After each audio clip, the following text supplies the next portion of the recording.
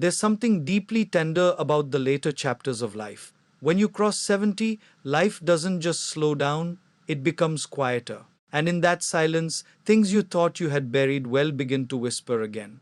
Not loudly, but persistently. Today, let's talk about something most people avoid discussing: not illness, not age, but emotional wounds that refuse to heal unless you consciously choose to heal them. Because age does not automatically bring peace.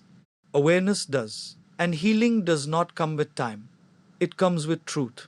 There is a peculiar loneliness that does not come from being alone, but from being surrounded and still feeling invisible. After 70, many people sit quietly in rooms filled with memories, and a question gently rises from within: did anyone truly see me, or did they only see what I did for them?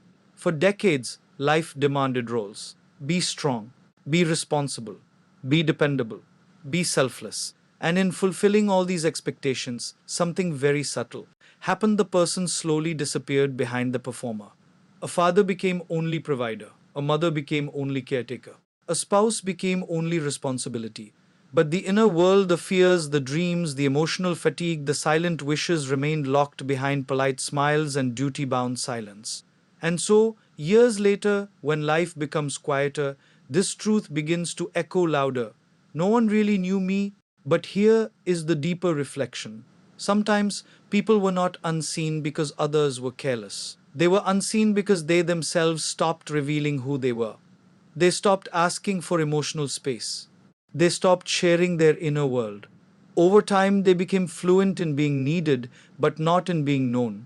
And emotional invisibility is not always something others do to us. Sometimes it is something we unknowingly agree to.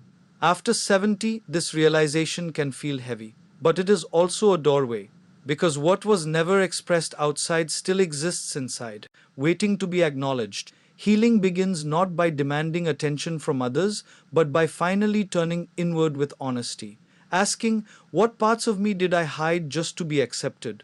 What emotions did I silence just to keep peace?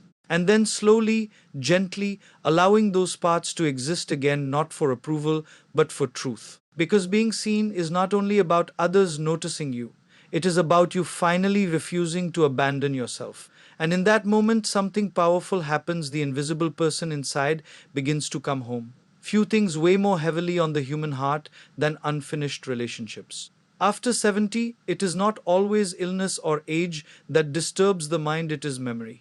Faces, conversations, disagreements that never found closure. Words that were swallowed. Apologies that were delayed too long.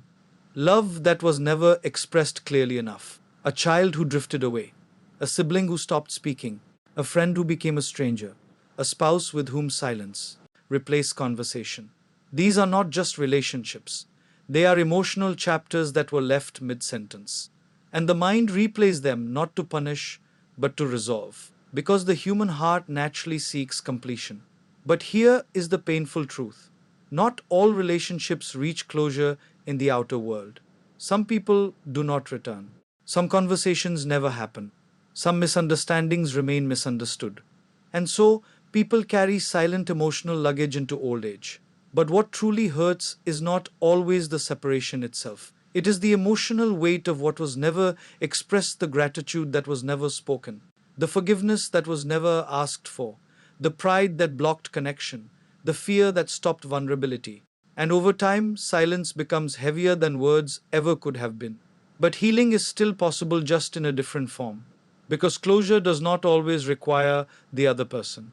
Sometimes closure is an internal decision to stop carrying the emotional debt. It may begin with something simple but powerful: writing what you could not say, speaking it out loud when no one is listening, or silently sending forgiveness without needing permission. It may also mean accepting that people are limited by their own awareness, just as we were limited by ours at different stages of life. And slowly, the shift happens from "why did this happen?" to "I understand what I could not understand then." And in that understanding, something soft unfolds inside the heart. Peace does not always come from reunion. Sometimes it comes from release. And release is not forgetting, it is remembering without pain. If there is one wound that becomes louder with age, it is regret, not of what happened, but of what did not. At 70, the mind does not just review life, it reinterprets it. And in that reflection, certain thoughts begin to appear like shadows. If only I had taken that opportunity, if only I had spent more time with my loved ones, only I had chosen differently. Regret is powerful because it creates an illusion, the illusion that there was a perfect version of life that was missed. But the truth is more complex. At every stage, decisions were made not from full awareness, but from limited understanding. We do not choose with the wisdom we have at 70 when we are 30, 40, or 50. We choose with the emotions, fears, pressures, and knowledge available at that time. Yet the mind, in hindsight, becomes harsh. It judges the past self with the intelligence of the present self. And this creates unnecessary suffering. But here is a deeper truth: regret is not proof of failure, it is proof that you have grown. Only a more aware person can see alternative paths clearly. So, in a strange way, regret is also awareness arriving late. The real healing begins when we stop punishing the past self and start understanding them. That younger version of you was not careless. They were navigating uncertainty with whatever strength they had. And when this understanding deepens, something soft begins to replace regret compassion. Then life shifts from I wasted time to I lived through time I did not yet understand. And even more importantly, a new question emerges: what is still possible now? Because even at 70, life is not only backward looking, it still has breath forward, not for accumulation but for meaning. Time may not return, but presence can. And presence, deeply lived, heals even what time cannot. One of the most silent emotional crises of later life is not physical aging, it is identity fading. For decades, people build themselves through roles, titles, responsibilities, social functions. Identity becomes deeply tied to doing. I am a teacher. I am a father. I am useful. I am needed. These identities provide structure, purpose, and recognition. They give shape to life. But then comes a shift: retirement, reduced responsibility, children becoming independent, social roles diminishing. And suddenly the question arises quietly but sharply: if I am no longer what I used to be, then who am I? This is not a superficial question, it is an existential one. Because when identity is built entirely on external roles, their disappearance can feel like disappearance of self. Many people try to fill this gap with distraction, routines, habits, or nostalgia. But the deeper discomfort remains. Because the truth is, roles were never the real self, they were expressions of the self.